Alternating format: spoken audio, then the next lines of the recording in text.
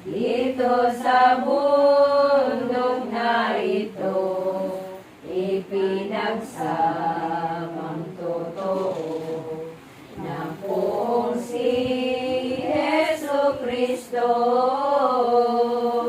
yaong tatlong disipulo, si Juan, Pedro at Jacobo, nang sumapit sila naman doon sa kaibabawan ng Tabor na kabundukan. Si Jesus na poong mahal, nanalangin kapagpuan,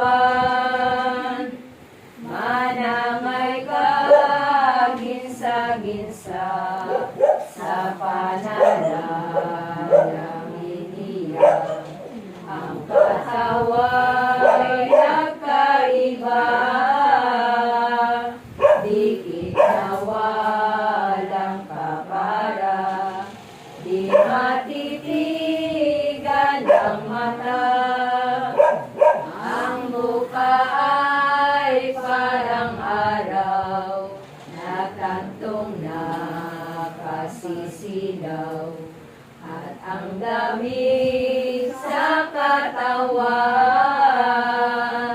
parang busilak na tunay, puting hindi ano lamang.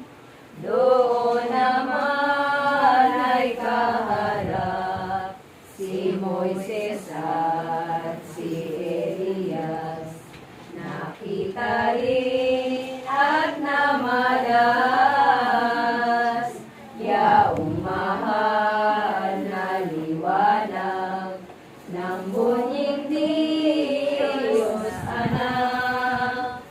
Nang makita naman ito niyong tatlong disipulo, tuwang hindi mamagkano,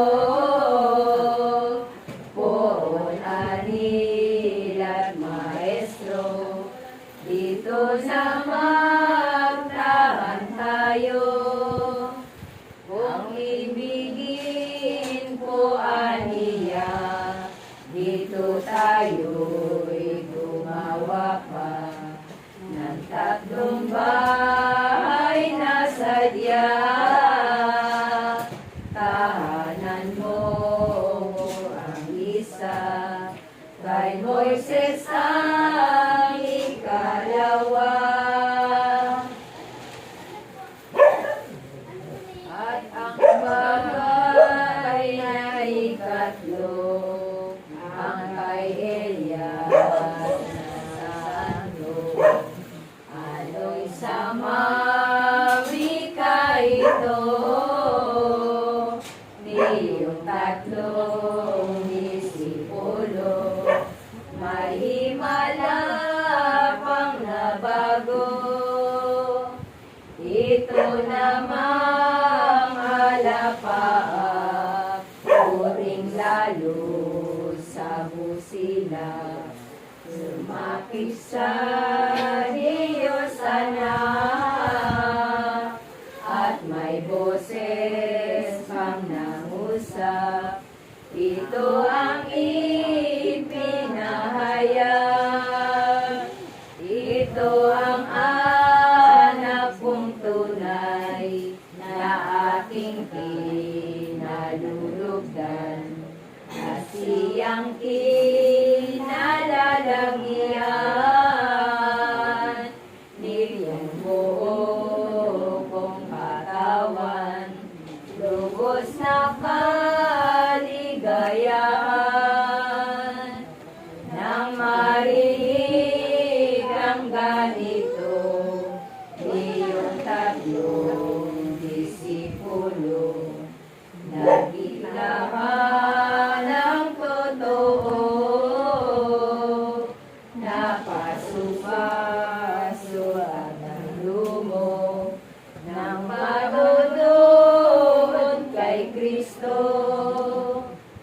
Di naman luhang nabalang itong himalang natingnan ay manangaan na parang at lubos na walang minsan yaong madlang karikitan. Si Moises at si Elias nawala naman at sukat. Itong Diyos anak, pinabangon at tinawag ang tatlo niyang alagad. Sa mahuli na ang loob niyong tatlong disipulo, pinag-usapan ni Jesus kung ang kaniyang ibantog itong inyong napanood. Ngunit kung ako'y patay na at umakyat na sa gloria, doon ninyo ibantog na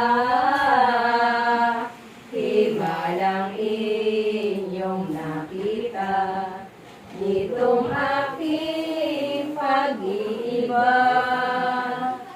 Nang ito'y maipagsaysay, nalis na sila at nanaw at nauwi na sa bayan.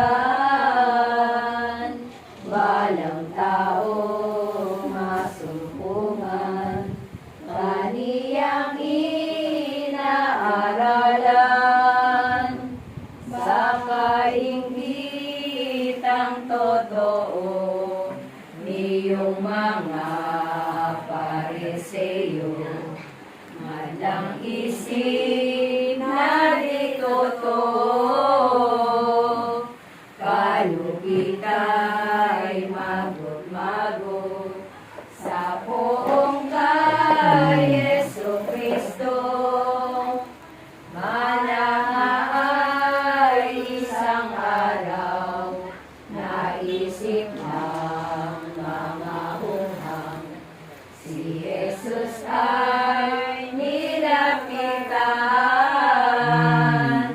Anilay kong karampatan, ang tao'y buwis kay Cesar.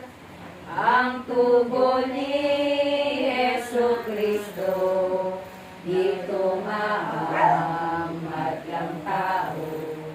Ako'y tinitikman ninyo, ngayo'y iyong tinutokso. Kung araras-o'y totoo, ngayon na ipakita, isa man lamang moneda, ay ang mga malamara. Dumukot na kapag daba ng isang pilak sa bulsa. Saka itong poong mahal, tugon sa mga hunghang, Panginoon niyang larawan. Iyang nalilimbag diyan, anilay sa bunying Cesar. Kung gayon ang katampatan, ani Jesus na maalam, ng patuloy ay ibigay.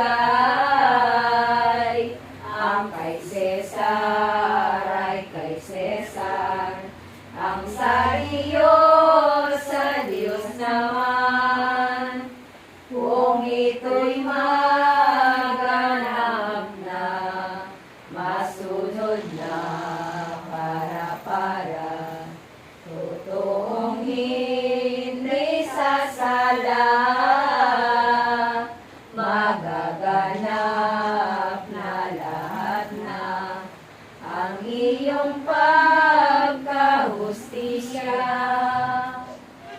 Kayong likay ng marami, nitong Diyos na marikit. Sino may di makaimik, nasipanaw at umalis, napawang nagdalang galit. Isang araw itong berbo ay papasok na sa templo. Sinundan nga siya nito ng eskribas at pariseo. Dala ay babaringlido, kay Jesus iniharap na, yaong babaeng may sala. Dalahiran adultera,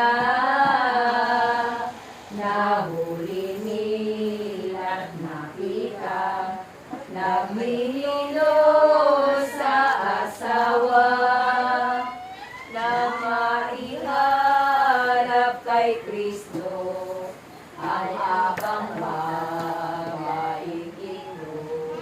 Ano ang dapat, maestro? Dusa sa galing ng tao, anang mga pariseo. Ngunit iyon ang kung alam, kay Moises na kautusan. Kalunyera nga kung ganyan, dapat na pagkulalanan ng bato hanggang mamatay.